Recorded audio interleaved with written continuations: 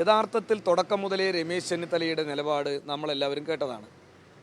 രാഹുൽ മാങ്കൂട്ടത്തിനെതിരായി ശക്തമായ നടപടി ആവശ്യപ്പെട്ട കോൺഗ്രസിലൊരു നേതാവായിരുന്നു രമേശ് ചെന്നിത്തല. മറ്റൊരു നേതാവാണ് കെ മുരളീധരൻ. ആ രമേശ് ചെന്നിത്തല ഇന്നലെ പാലക്കാട് ഇലക്ഷൻ പ്രചരണവുമായി ബന്ധപ്പെട്ട് വന്നപ്പോൾ അയാൾ വായ തുറക്കാതിരിക്കാനുള്ള ബഹളവും മാധ്യമപ്രവർത്തകർക്ക് നേരെ കയ്യേറ്റവും ബോധപൂർവം ഷാഫി ടീം ചെയ്തില്ലേ?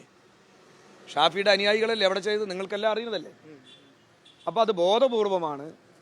രമേശ് ചെന്നിത്തല ഇനി എന്തെങ്കിലും കടുത്ത കാര്യങ്ങൾ എന്തെങ്കിലും പറഞ്ഞു കളയും എന്നത് മനസ്സിലാക്കിയിട്ടാണ് പാലക്കാട് കോൺഗ്രസിൻ്റെ ഷാഫിയുടെയും രാഹുലിൻ്റെയും അനുയായികൾ അയാളെ പത്രക്കാരോട് സംസാരിക്കാൻ അനുവദിക്കാതെ ബഹളമുണ്ടാക്കി മാധ്യമങ്ങളെ കയ്യേറ്റം ചെയ്ത്.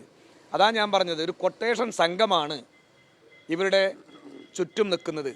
ആ കൊട്ടേഷൻ സംഘം, അവർക്ക് മാധ്യമപ്രവർത്തകരും ഇല്ല അവരുടെ മുമ്പിൽ, അവരെ മുമ്പിൽ വനിതകളുമില്ല. ആരെയും കൈകാര്യം ചെയ്യും ഞങ്ങൾ ആരെയും കൊലപ്പെടുത്തും, ആരെയും ആക്രമിക്കും എന്ന സന്ദേശമാണ് ഇന്നലെ കുത്തനൂരിൽ മാധ്യമപ്രവർത്തകർക്ക് നേരെ ഉണ്ടായിട്ടുള്ള കയ്യേറ്റം. ഇതിപ്പോൾ ഞാൻ പറയുന്നത്, ഈ ഒളിവിൽ കഴിയുന്ന വിദ്വാൻ അവനെ പിടിച്ചാൽ ഈ കാര്യങ്ങളെല്ലാം പുറത്തു വരും. അവനെ പിടിക്കുന്നതോടുകൂടി ആരെല്ലാമാണ് അവനെ സഹായിക്കുന്നത് എന്നും ആരെല്ലാമാണ് ഇത്തരം കൊള്ളരുതായ്മയ്ക്ക് കൂട്ടുനിന്നിട്ടുള്ളതെന്നും ആരെല്ലാമാണ് ഇതിനെല്ലാം ഒപ്പം നിന്നിട്ടുള്ളതെന്നും അയാളെ പിടിക്കുന്നതോടുകൂടി പുറത്തു വരും. അതുകൊണ്ടാണല്ലോ ഒളിവിൽ കഴിയുന്നത്. അതുകൊണ്ടാണല്ലോ കോൺഗ്രസിൻ്റെ നേതൃത്വം തന്നെ അയാളെ സംരക്ഷിക്കുന്നത്. കോൺഗ്രസിൻ്റെ നേതൃത്വത്തിലെ പല നേതാക്കൾക്കും അയാൾ പുറത്തു കൊണ്ടുവന്നാൽ, പോലീസിന് പിടിപെട്ടാൽ, ആ പിടിപെടുന്നതോടുകൂടി പല കാര്യങ്ങളും അയാൾ തുറന്നു പറയേണ്ടി വരും. അതുകൊണ്ടാണല്ലോ VD സതീശനും സണ്ണി ജോസഫും ആവർത്തിച്ച് പറഞ്ഞ് ഞങ്ങൾ പണ്ടേ സസ്പെൻഡ് ചെയ്തു. എന്നിട്ട് ആ സസ്പെൻഷൻകാരനാണ് നിങ്ങൾ മാധ്യമങ്ങൾ തന്നെ കണ്ണാടിയിൽ കോൺഗ്രസിൻ്റെ യോഗത്തിൽ പങ്കെടുത്തത്.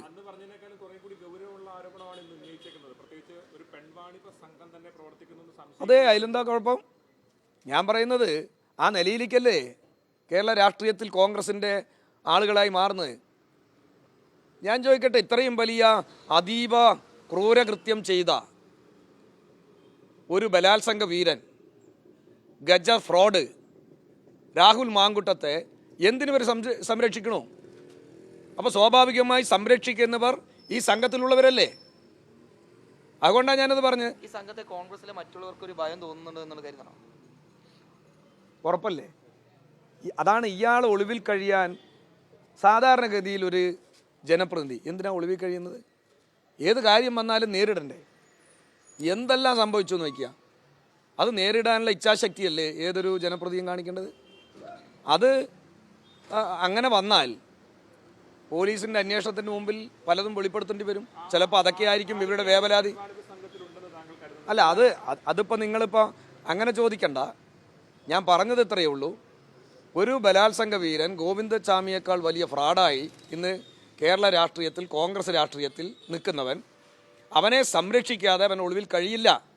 അങ്ങനെ ബലാത്സംഗ വീരനെ സംരക്ഷിക്കുന്നവർ ആരാണോ അവരെല്ലാം ചേർന്നവരാണ് പെൺവാണിഭ സംഘം.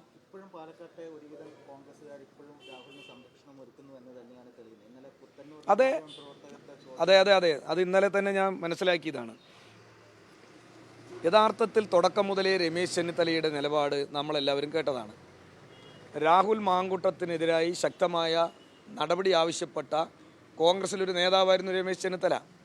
മറ്റൊരു നേതാവാണ് കെ മുരളീധരൻ. ആ രമേശ് ചെന്നിത്തല ഇന്നലെ പാലക്കാട് ഇലക്ഷൻ പ്രചരണവുമായി ബന്ധപ്പെട്ട് വന്നപ്പോൾ അയാൾ വായ തുറക്കാതിരിക്കാനുള്ള ബഹളവും മാധ്യമപ്രവർത്തകർക്ക് നേരെ കയ്യേറ്റവും ബോധപൂർവം ഷാഫി ടീം ചെയ്തില്ലേ? ഷാഫിയുടെ അനുയായികളല്ലേ എവിടെ ചെയ്ത്? നിങ്ങൾക്കെല്ലാം അറിയുന്നതല്ലേ. അപ്പോൾ അത് ബോധപൂർവമാണ്.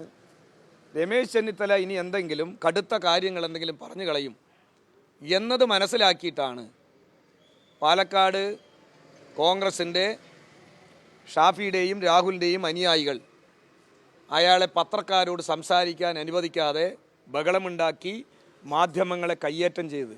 അതാ ഞാൻ പറഞ്ഞത്, ഒരു കൊട്ടേഷൻ സംഘമാണ് ഇവരുടെ ചുറ്റും നിൽക്കുന്നത്.